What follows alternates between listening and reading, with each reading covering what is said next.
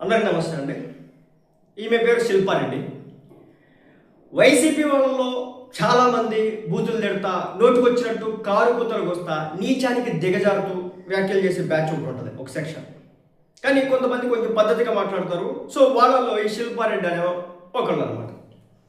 అయితే నిన్న ఈమె చేసినటువంటి వీడియో చూసిన తర్వాత ఈ అక్కకి ఒక చిన్న రిప్లై, మీరు ఘాటు కౌంటర్ అనే అంత పెద్ద వద్దు కానీ చిన్న రిప్లై అనమాట. ఆ బూతులు తిరిగే సన్నాసులకి నేను పెద్ద రియాక్ట్ అవ్వను కానీ ఈ అక్కకి రియాక్ట్ అవడం వెనుకున్నటువంటి కారణం ఏంటంటే ఈ అక్క మాట్లాడినటువంటి తీరు. ఒకవేళ జగన్మోహన్ రెడ్డి గారు వైసీపీ పార్టీ కొన్ని నిర్ణయాలు తీసుకున్నప్పుడు వీళ్ళు వ్యతిరేకించినారు మావి గారు లాంటివి. కాబట్టి కొంత మెచ్యూరిటీ, కొంత జ్ఞానము, బుద్ధి ఉపయోగిస్తున్నారు. కాబట్టి ఈ అక్క విషయంలో నేను స్పందిస్తూ ఉన్నాను. జగన్మోహన్ రెడ్డి గారిని వెనకేసుకొస్తున్నటువంటి తీరు చూస్తూ ఉంటే నిజంగా నాకైతే ఆశ్చర్యం వేసింది అక్క. ముందు ఈ అక్క ఏముందో, ఏమి అన్నదో విన్న తర్వాత మనం రియాక్ట్ అవుతాం. పచ్చ మీడియా కోసం చాలా ఎక్సైటెడ్ గా వెయిట్ చేస్తాను. ఎందుకు అనుకుంటున్నారా? ఈ రోజు జగన్మోహన్ రెడ్డి గారు ప్రెస్ మీట్ పెట్టి అంత మాట్లాడినారు కదా, ఛాలెంజ్ ఇస్తున్నారు కదా, రెండు సిబిఐకి ఇచ్చేద్దామని. వాళ్ళు వచ్చి ఇప్పుడు డిఎస్సిని, అప్పుడు ఏపీపీఎస్సిని, మీరు డిఎస్సి అన్నారు కదా, మీకు ఏపీపీఎస్సికి డిఎస్సికి కూడా తేడా లేదు అని ట్రోల్ చేస్తారు భయ్య. పన్ను దీని గురించే మాట్లాడతారు. ఇంతకు మించి వీళ్ళు మాట్లాడేది ఏం ఉండదు. అండ్ ఇలా పేజీలు కూడా అదే ట్రోలింగ్ తిప్పుదా ఉంటారు. నేనైతే సాయంత్రం పచ్చ మీడియా కోసం చాలా ఎక్క మాట్లాడింది చూసినారా? సాయంత్రం పచ్చ మీడియా అంతా కూడానంట కావాలని కూర్చొని జగన్మోహన్ రెడ్డి గారు మెగా డిఎస్సికి సంబంధించి ఏపీపీఎస్సికి సంబంధించిన దాని మీద రియాక్ట్ అవుతారు. ఆయన ప్రెస్ మీట్ పెట్టిందే దానికోసం కదక్క. ఆయన ప్రెస్ మీట్ ఎందుకు పెట్టారు జగన్మోహన్ రెడ్డి గారు?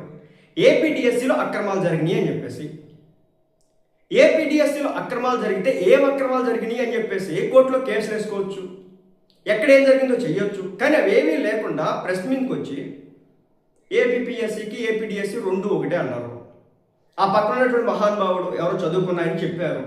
కాదండి, రెండు ఒకటి కాదు. కాబట్టి కొంచెం ఈ విషయంలో సవరించుకోండి అన్నట్టుగా ఆయన చెప్పే ప్రయత్నం చేస్తే, కానీ జగన్మోహన్ రెడ్డి గారు మారుతారా? మార్పు చెందలా. సేమ్ రెండు ఒకటే అని చెప్పేసి అన్నారు. మరి అలాంటప్పుడు ఎందుకు కౌంటర్ ఇవ్వరు, ఎందుకు రియాక్ట్ గారు? అంటే ఇప్పుడు రియాక్ట్ అయిన ప్రతి ఒక్కరు కూడా పచ్చ మీడియా వాడు. ఇప్పుడు జగన్ ఏదైనా చేస్తే, మంచి చేస్తే ఆ మంచిగా చెప్తున్నాం కదా అప్పుడప్పుడైనా, వాళ్ళు చేసినటువంటి మంచి. కానీ ఎక్కడిది?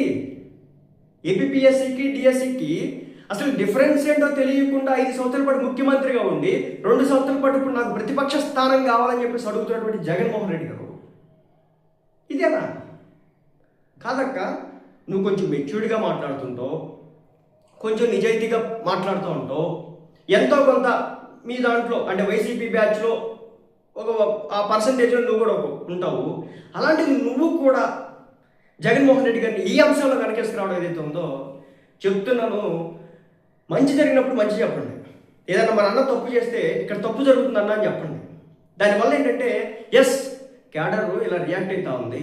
కాబట్టి ఇప్పుడు చంద్రబాబు నాయుడు గారు ఏదైనా రాంగ్ డెసిషన్కి వెళ్ళినప్పుడు ఏమంటారు? తక్కువ క్యాడర్ ఏమంటుంది? సార్ ఇక్కడ ఏదో జరుగుతుంది, మన కార్యకర్తకి ఏదో నష్టం జరిగినప్పుడు సార్ ఇక్కడ ఏదో జరుగుతుంది చెప్పుకుంటారు లేదా? ఏదో పవన్ కళ్యాణ్ గారికి జరిగినప్పుడు చెప్పుకుంటారు లేదా? మరి అలాంటిది మీరు ఎందుకు చెప్పుకోరు? ప్రతిదాన్ని కూడా వెనకేసుకు ఎందుకు వచ్చుకుంటారు? జగన్మోహన్ రెడ్డి గారు అంశాలు ఎందుకు వెనకేసుకొచ్చుకుంటారు? ఆయన ఇలా మారకపోతే ఎలా? మీలాంటి క్యాడర్ కూడా ఆయన మార్పుని చూడాలనుకోవట్లేదు. ఏదైతే ఉందో దీని అంత దౌర్భాగ్యం ఇంకొకటి లేదు. జగన్మోహన్ రెడ్డి గారు కనుక మారకపోతే ఆయనకి ఓట్లు పడవు, సీట్లు రావు, గెలవరు, ఇంకా ఛాన్స్ లేదు. ఏపీపీఎస్సికి డిఎస్సికి డిఫరెన్స్ తెలియకుండా ఆయన 5 సంవత్సరాల పాటు సీఎంగా చేసినప్పుడే మీరు అర్థం చేసుకోవాల్సింది. మళ్ళీ వైనాట్ 175 నుంచి 11 పడ్డప్పుడు కూడా మీరు అర్థం చేసుకోవాల్సింది. ప్రజలు మ్యాండేట్ ఇవ్వలేదు జగన్ గారికి, దగ్గరకు కూడా రానిలేదు. మీ పార్టీ అసెంబ్లీలో ప్రతిపక్ష స్థాయిలో కూడా కూర్చోడానికి అనర్హులు అని చెప్పేసి చెప్పినారు. అయినప్పటికీ కూడా మీరేం చేస్తా ఉన్నారు? ఈ రోజున ప్రజలు ఇవ్వనటువంటి మ్యాండేట్ని, ప్రభుత్వం ఇవ్వనటువంటి మ్యాండేట్ని, రాజ్యాంగంలో లేనటువంటి మ్యాండేట్ని మాకు కావాలి, ఇప్పుడున్నటువంటి అధికార పార్టీ మాకు ఇవ్వాలి. ప్రజలు ఇవ్వనటువంటి మ్యాండేట్ని ప్రభుత్వం ఎందుకు ఇవ్వాలి అని చెప్పేసి మీరు అడగరా? ప్రతిపక్ష స్థాయి హోదా ఇస్తేనే మేము అసెంబ్లీలోకి వస్తాం, లేకపోతే అసెంబ్లీలో అడుగు పెట్టాం. 11 మంది ఉన్నారు. అసెంబ్లీలోకి క్వశ్చన్ చేయొచ్చు కదా, ఇంత టైం ఇస్తారు కదా, 1 నిమిషమో 5 నిమిషాలు 10 నిమిషాలు ఇవ్వకుండా ఉండరు కదా. ఈ మెగా డిఎస్సీ అంశం ఏదైతే ఉందో అది అసెంబ్లీకి వెళ్ళొచ్చు కదా. సవాళ్ళు ప్రతి సవాళ్ళు మీరు చేస్తున్నారు కదా, మరి అది అసెంబ్లీకి వెళ్ళి ఆ సవాళ్ళు ఏదో వేయచ్చు కదా. అసెంబ్లీకి ఎందుకు వెళ్ళట్లేదు? అసెంబ్లీకి ఎందుకు? జస్ట్ కేవలం ఒక గేమ్. మీడియా ముందు, సోషల్ మీడియా ముందు ఆ వీడియోలు తిప్పాలి. తిప్పిన ప్రతిసారి, వచ్చిన ప్రతిసారి కూడా ఎదురు దెబ్బలే.